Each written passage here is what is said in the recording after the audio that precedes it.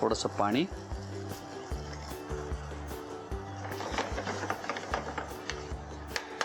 आणि आता या मसाल्यामध्ये टाकू आपण थोडासा शेंगदाण्याची भरड, थोडासा एक तिळाचा कूट. तीळ जास्ती नको, तो कडवटपणा येतो, तर त्या दृष्टीने थोडंसं शेंगदाणे जास्ती आणि तीळ थोडे कमी, हे दोन्ही टाकायचं आहे आपल्याला. अजून मी गरम मसाला वगैरे टाकलेला नाही आहे, तो नंतर टाकणार आहे मी.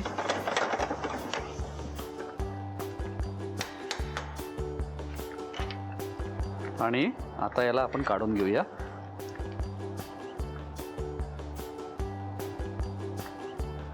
रंग भारी आलेला आहे आणि चव पण भारीच असणार आहे.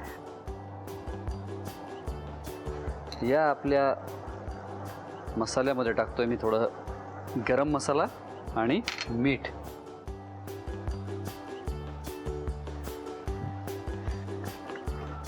वा, असं मला तो जो मसाला आहे ना, तो असं खूप लिक्विड नको आहे, मला असं घट्टसर पाहिजे, म्हणजे कसं तो पराठ्याबरोबर वगैरे व्यवस्थित खाता येतो ना, त्या दृष्टीने. आणि आता हे जे केलेलं आहे ते काय टाकायच्या आधी चव घेतली पाहिजे ना, कळणार कसं नाही.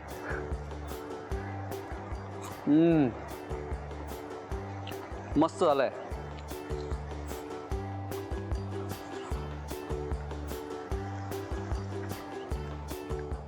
कोथिंबीर, आता लिंबू थोडं चिरतो.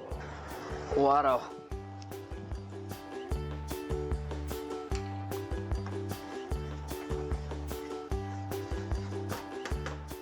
चला आता एक काम करूया, हे सगळे टाकू याच्यामध्ये, आपल्या मसाल्यामध्ये. याला मी फक्त टॉस करून घेतलेलं आहे असं.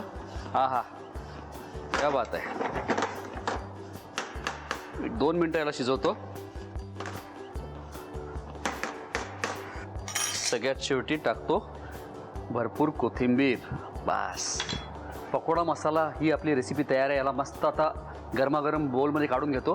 तोपर्यंत तुम्ही साहित्य आणि कृती लिहून घ्या. पकोडा मसालेदार करण्यासाठी लागणारं साहित्य: बेसन, फ्लॉवरची पानं, शिजवलेला भात, कांदा, शेंगदाण्याचं कूट, बारीक चिरलेला टोमॅटो, तिळाचं कूट, बारीक चिरलेली हिरवी मिरची, जिरेपूड, कोथिंबीर, धणेपूड, आलं, ओवा, लसूण, गरम मसाला, तिखट, हळद आणि मीठ. कृती: एका खोलगट पॅन मध्ये तेल गरम करून त्यामध्ये 1.5 चमचा लसूण आणि आलं परतून घ्यावं. फुलगोबीची चिरलेली पानं एका भांड्यामध्ये घेऊन त्यामध्ये ओव्याची भरड, आलं, लसूण, हळद, कोथिंबीर, बेसन, कांदा, मीठ, तिखट, शिजवलेला भात, धणेपूड आणि पाणी घालून मिश्रण एकत्र मळून घ्यावं. पॅन मधील मिश्रणामध्ये बारीक चिरलेली हिरवी मिरची आणि कांदा घालून परतून घ्यावं. कढईत तेल गरम करून तयार मिश्रणाचे पकोडे तळून घ्यावेत. कांदा परतल्यानंतर त्यामध्ये धणेपूड, जिरेपूड, लाल तिखट, बारीक चिरलेला टोमॅटो, पाणी, शेंगदाण्याचं कूट, तिळाचं कूट, गरम मसाला, लिंबाचा रस आणि मीठ घालून सर्व मिश्रणाला एक उकळी येऊ द्यावी. उकळी आल्यानंतर तयार पकोडे आणि कोथिंबीर घालून नीट मिसळून डिश सर्व्ह करावी.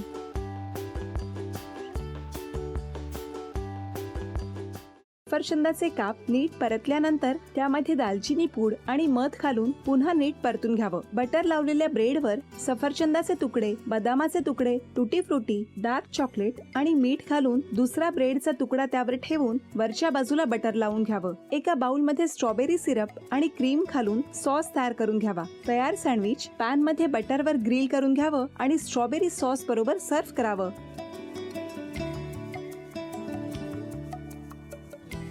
हे जेव्हा बोलत होते तेव्हा मी बघत होतो की या दोघांनी स्वतःचा संसार उभा केलाच, पण स्वतःच्या संसाराबरोबर अनेकांच्या आयुष्यात आनंद निर्माण केला.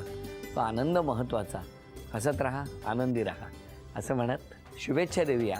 आणि ही झी मराठीकडून भेटवस्तू डेव्हिड तुमच्यासाठी. अभिनंदन. आणि वहिनींना तथास्तू पुणे यांच्याकडून ही पैठणी.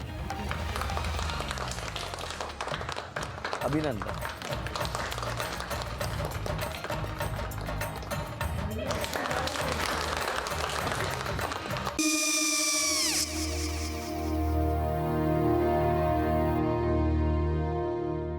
काय गो?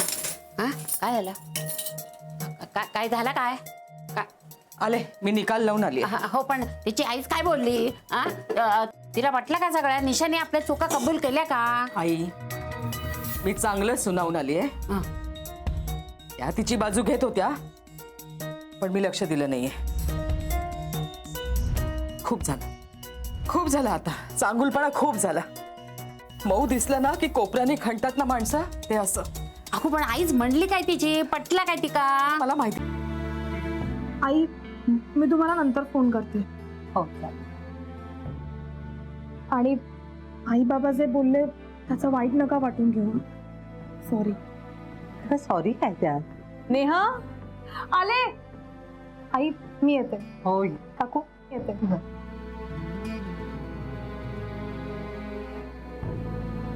सावकाश जाग. हो हो.